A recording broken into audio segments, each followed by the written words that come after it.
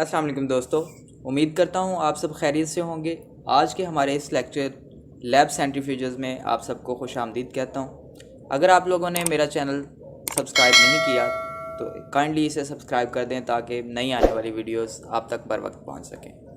तो आइए सबसे पहले लैब सेंट्रीफ्यूजेस की डेफिनेशन की तरफ चलते हैं कि लैब सेंट्रीफ्यूजेस क्या है। लैब सेंट्रीफ्यूजेस हमारे पास ऐसी डिवाइसेस हैं जो हमारे पास डिफरेंट फ्लूइड्स या फ्लूइड में मौजूद डिफरेंट डेंसिटी की चीज़ों को सेपरेट आउट करने के लिए इस्तेमाल होती हैं। उनकी सेपरेशन हम डेंसिटी की बेसिस पर करते हैं कि जिसकी डेंसिटी ज़्यादा होगी वो हमारे पास अलग हो जाएगी और कम डेंसिटी वाली चीज़ें हमारे पास अलग हो जाएंगी। अगर हम इसके वर्किंग प्रिंसिपल की बात करें कि हमारे पास लैब सेंट्रीफ्यूजेस किस तरह से काम करते हैं, तो इसका वर्किंग प्रिंसिपल बहुत ही सिंपल है कि हम इसके अंदर एक बॉडी को रोटेट करवाते हैं डिफरेंट स्पीड के ऊपर और वो हमारे पास सेंट्रीफ्यूगल फोर्स क्रिएट करती है। उस सेंट्रीफ्यूगल फोर्स की वजह से डिफरेंट डेंसिटी की चीज़ें जो हैं डिफरेंट हमारे पास लेयर्स बना देती हैं टेस्ट ट्यूब के अंदर और इस तरह से हम डिफरेंट चीज़ों को सेपरेट आउट कर लेते हैं। अगर हम कंपोनेंट्स की बात करें कि सेंट्रीफ्यूज के कंपोनेंट्स कौन कौन से होते हैं, तो उसके 3 कंपोनेंट्स हमारे पास मेन होते हैं।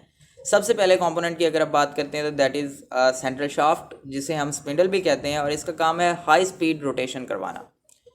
दूसरे नंबर पे हमारे पास एक हेड होता है जो कि शाफ्ट के साथ, ये स्पिंडल के साथ फिक्स होता है और मज़ीद ये बकेट्स के साथ भी फिक्स होता है और इसका काम होता है सेंट्रीफ्यूज ट्यूब, जिसे आप टेस्ट ट्यूब भी कह सकते हैं, उसको फिक्स करना या जकड़ के रखना। और तीसरा इसका कंपोनेंट हमारे पास ट्यूब्स हैं जिनके अंदर हम लिक्विड को फिल करते हैं सेंट्रीफ्यूगेशन के लिए। सेंट्रीफ्यूगेशन के मैकेनिज्म की अगर हम बात करते हैं कि सेंट्रीफ्यूगेशन जो है वो किस तरह से होती है, तो जब हमारे पास स्पिंडल रोटेट करता है तो ट्यूब्स जो हैं उनके ऊपर सेंट्रीफ्यूगल फोर्स लगती है। वो ट्यूब्स हमारे पास मूव करना शुरू कर देती हैं एक सर्कुलर पाथ के अंदर और उसके अंदर ट्यूब के अंदर जो पार्टिकल्स हमारे पास मौजूद होते हैं, लिक्विड हमारे पास मौजूद होता है, वो सारे बॉटम की तरफ थ्रो कर दिए जाते हैं और उसमें जो हमारे पास ज़्यादा डेंसिटी वाली चीज़ें होंगी वो ज़्यादा बॉटम पे चली जाएंगी और कम डेंसिटी वाली चीज़ें जो है वो बॉटम से परे यानी पहले ही लेयर बनाना शुरू कर देंगे। सेंट्रीफ्यूगेशन टारगेट्स की अगर हम बात करते हैं कि सेंट्रीफ्यूगेशन में हम कौन कौन सी चीज़ें इस्तेमाल करते हैं या किन चीज़ों की सेंट्रीफ्यूगेशन करवा सकते हैं, तो ये हमारे पास डिफरेंट तरह के पार्टिकल्स होते हैं जिन्हें हम सुपरनेटेंट फ्लूइड से अलग करके एग्जामिन करते हैं। सुपरनेटेंट फ्लूइड हमारे पास वो फ्लूइड होता है जो हमारे पास हाई डेंसिटी वाली चीज़ें नीचे टेस्ट ट्यूब में बैठ जाने के बाद ऊपर लिक्विड की फॉर्म में हमारे पास मौजूद होता है और हम उसे क्या करवा देते हैं, फ्लो करवा देते हैं या वेस्ट कर देते हैं। उन डिपॉजिट्स में, उन लेयर्स में हमारे पास ब्लड सेल्स हो सकते हैं, पैरासाइट के एग्स हो सकते हैं जो हमने यूजुअली डाइल्यूटेड स्टूल्स में से सेपरेट आउट करने होते हैं, और हमारे पास यूरिनरी ट्रैक्ट के सेल्स हो सकते हैं जो कि यूरिन में मौजूद होते हैं। इसी तरह सेंट्रीफ्यूगेशन की अगर हम टाइप की बात करते हैं कि हमारे पास कितनी तरह के सेंट्रीफ्यूजेस मौजूद हैं, तो सबसे पहले हमारे पास जो टाइप है that is hand operated centrifuge, जिसे आप हाथ से इस्तेमाल करेंगे कि इसमें कोई इलेक्ट्रिसिटी आप इस्तेमाल नहीं करेंगे, जिसे आप मैनुअली ऑपरेटेड सेंट्रीफ्यूज जो है वो भी कह सकते हैं। This is operated manually bye turning a handle और इसके हमारे पास 4 ट्यूब्स जो हैं या 2 ट्यूब्स इसके अंदर हम रख सकते हैं। और हाथ से ऑपरेट होने वाला सेंट्रीफ्यूज जो है ये हम यूरिनरी डिपॉजिट्स को एग्जामिन करने के लिए इस्तेमाल कर सकते हैं और कुछ पैरासाइट के एग्स जो हैं उनको अगर हम कंसंट्रेट करना चाह रहे हैं तो उसको हम इस्तेमाल कर सकते हैं। इसकी स्पीड की अगर हम बात करें तो डेफिनेटली अगर हम हाथ से इसको इस्तेमाल कर रहे हैं तो इसकी स्पीड बहुत ज़्यादा नहीं होगी, इसकी स्पीड बहुत कम है। और अगर हम रेड ब्लड सेल्स की सेपरेशन करना चाह रहे हैं प्लाज्मा से तो ये हमारे लिए इतनी सफिशिएंट स्पीड नहीं होगी कि हम एरिथ्रोसाइट्स की सेडिमेंटेशन जो है वहाँ पे करवा सकें। उसके बाद इलेक्ट्रिक सेंट्रीफ्यूज की अगर हम बात करते हैं तो ये डेफिनेटली बिजली से ऑपरेट होने वाला सेंट्रीफ्यूज होगा और ये डेफिनेटली हैंड ऑपरेटेड सेंट्रीफ्यूज से बहुत अच्छा काम करेगा और हमें कोशिश करनी चाहिए कि हम इसी को इस्तेमाल करें अगर हमारे पास पॉसिबल है तो। अगर नहीं पॉसिबल तो फिर डेफिनेटली हैंड हेल्ड जो हमारे पास या हैंड ऑपरेटेड सेंट्रीफ्यूज है उसका इस्तेमाल करना हमारी मजबूरी होगी। और इलेक्ट्रिक सेंट्रीफ्यूजेस की अगर हम बात करें तो इसमें हमारे पास दो टाइप्स हैं, एक स्विंग आउट हेड और दूसरी हमारे पास जो है वो एंगल हेड। दो तरह के हेड्स इसमें इस्तेमाल होते हैं। स्विंग आउट हेड की अगर हम बात करते हैं तो स्विंग आउट हेड हमारे पास ट्यूब्स को हॉरिजॉन्टली प्लेस करने के लिए इस्तेमाल होता है और मोस्ट फ्रिक्वेंटली हमें इसी की ज़रूरत पड़ती है और इसी को हम इस्तेमाल करते हैं। जबकि दूसरा जो हमारे पास हेड है जिसे हम एंगल हेड कहते हैं, जो कि एंगल से हमारे पास जाहिर है कि ये हमारे पास ट्यूब को डिफरेंट एंगल पे सेट करने के लिए इस्तेमाल होता है। जैसे 45 डिग्री के आप एंगल पे अगर उसको सेट करना चाह रहे हैं तो with the help of angle head आप उसका एंगल ट्यूब का सेट कर सकते हैं। और ये हमारे पास डिफरेंट टेक्निक्स के अंदर जैसे एग्लूटिनेशन टेस्ट के अंदर इस्तेमाल हो सकता है, ब्लड ग्रुपिंग के अंदर इस्तेमाल हो सकता है। ठीक है, तो नेक्स्ट हम चलेंगे कि सेंट्रीफ्यूज की कैटेगरीज जो हैं वो हमारे पास क्या क्या है। कैटेगरीज की अगर हम बात करते हैं, सबसे पहले कैटेगरी हमने जो यहाँ पे डिस्कस करनी है that is called bench top centrifuges.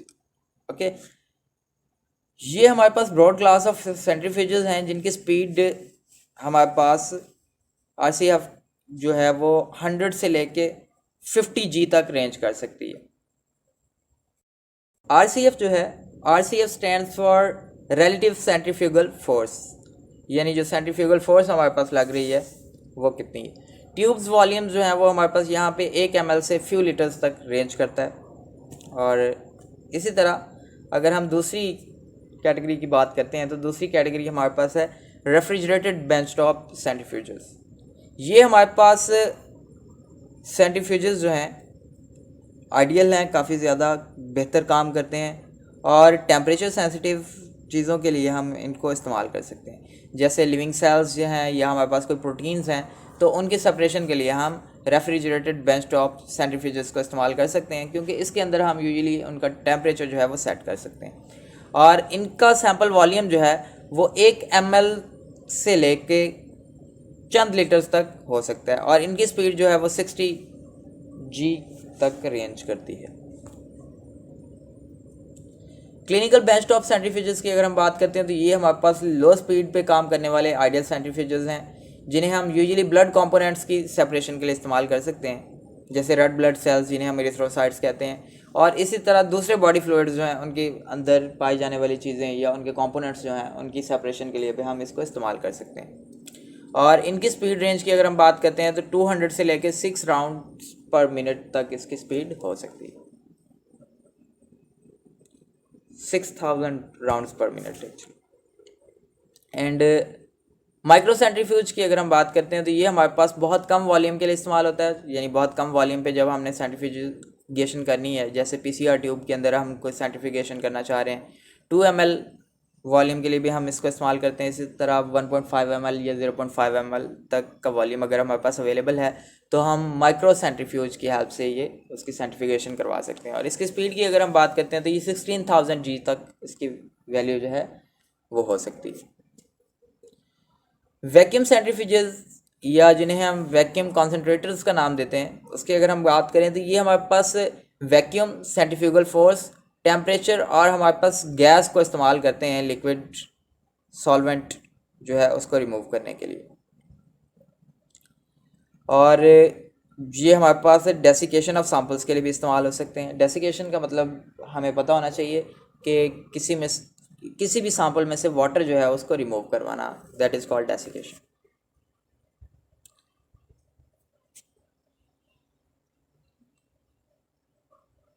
Vacuum centrifuges की अगर हम बात करते हैं तो ये हमारे पास न्यूक्लिक एसिड्स और प्रोटीन्स वगैरह जो हैं उनकी प्योरीफिकेशन के लिए आइडियल हैं। और ये जो हमारे पास सेंट्रीफ्यूजेस हैं इनके अंदर usually built in heating system जो है वो मौजूद होता है और हम जो हमारे पास सॉल्वेंट्स हैं या सॉल्यूशंस हैं उनको अपनी मर्ज़ी से हीट करना चाहें तो कर सकते हैं। इंस्ट्रक्शंस जो हैं किस तरह से हमें इस्तेमाल करना चाहिए सेंट्रीफ्यूजेस को, तो ये हमें मैन्युफैक्चरर्स की तरफ से इंस्ट्रक्शंस ऑलरेडी दी गई होती हैं और उन्हीं इंस्ट्रक्शंस को हमने फॉलो करना होता है, क्योंकि ये सेंट्रीफ्यूज टू सेंट्रीफ्यूज जो है वेरी कर सकती हैं। सेंट्रीफ्यूज को हमने किस तरह से इस्तेमाल करना है, ये किस तरह से इंस्टॉल करना है, तो उसके लिए हमारे पास जगह जो है, जिस जगह पे हमने सेंट्रीफ्यूज को रखना है वो लेवल होनी चाहिए, और उनको रबर पैड्स के ऊपर या मैट के ऊपर हमने हमेशा रखना है। जब भी हमने सेंट्रीफ्यूज को इस्तेमाल करना है तो इस्तेमाल करने से पहले हमने उसकी ट्यूब्स को हमेशा बैलेंस करना है, और उसको हम पैन बैलेंस के ज़रिए से इस्तेमाल कर सकते हैं। सेफ्टी प्रिकॉशंस की अगर हम बात करते हैं तो हमने हमेशा जब भी इस्तेमाल करना है सेंट्रीफ्यूज को, तो इस्तेमाल करने से पहले हमने ट्यूब्स को चेक करना है, आया कि हमने ट्यूब्स जो हैं वो करेक्ट साइज़ की इस्तेमाल की हैं सेंट्रीफ्यूज ट्यूब्स, ना तो हमने बहुत स्मॉल ट्यूब्स जो है इस्तेमाल करनी है और ना ही हमने बहुत बड़ी ट्यूब्स जो है इस्तेमाल करनी है। हमेशा वो ट्यूब्स इस्तेमाल करेंगे जो हमारे पास सेंट्रीफ्यूज में फ़िट आ रही हों, क्योंकि अगर हम बड़ी या छोटी ट्यूब्स इस्तेमाल करेंगे तो हमारे पास उन ट्यूब्स के टूटने का ख़दशा है, सिर्फ ख़दशा नहीं है बल्कि वो टूट जाएंगी। और अगर हम ये बात करते हैं कि उसको कितना फिल करना चाहिए, तो 3/4 से ज़्यादा आपने उसको 3/4 से ज़्यादा आपने ट्यूब को फिल नहीं करना। सेंट्रीफ्यूज बकेट्स को हमने हमेशा जो है सेंट्रीफ्यूगेशन करने से पहले बैलेंस करना है, और अगर हम ऐसा नहीं करेंगे तो हमारे पास सेंट्रीफ्यूज जो है हमारा उसका नुकसान हो सकता है और वो मूव भी कर सकता है। और हमने ये इंश्योर करना है कि जब हम सेंट्रीफ्यूगेशन करने लगें तो उसकी लिड जो है वो क्लोज़ हो, कभी भी ओपन लिड के साथ हमने सेंट्रीफ्यूगेशन नहीं करनी। जब हम सेंट्रीफ्यूगेशन की शुरू करने लगें तो हमने उसकी स्पीड को आहिस्ता से ग्रेजुअली बढ़ाना है। नॉब को हम घुमाएंगे तो उसकी स्पीड जो है आहिस्ता आहिस्ता बढ़ जाएगी, और तब तक हमने उसको घुमाना है जब तक हमारी डिज़ायर्ड स्पीड जो है वो हमें ना मिल जाए। और उसी तरह जैसे हमने ग्रेजुअली इसकी स्पीड को इंक्रीज़ किया था, हमने इसको ग्रेजुअली स्टॉप करना है, और कभी भी हमने ये कोशिश नहीं करनी कि हाथ के साथ हम सेंट्रीफ्यूज जो है उसको रोक लें, और कभी भी हमने उस लिड को तब तक रिमूव नहीं करना जब तक हमारे पास सेंट्रीफ्यूज जो है वो कम्प्लीटली स्टॉप ना हो जाए। और जब हमारे पास सेंट्रीफ्यूज कम्प्लीटली स्टॉप हो जाएगा उसके बाद हम उसकी लिड उतार के रिमूव करके उसके बाद हम उसमें से ट्यूब्स जो हैं वो स्लोली देख लेंगे और उनको ऑब्ज़र्व कर लेंगे। वीडियो देखने के लिए बहुत शुक्रिया। अगर आपको वीडियो पसंद आई तो हमारा चैनल लाइक कर दें और सब्सक्राइब कर दें। Thank you so much. अल्लाह हाफ़िज़।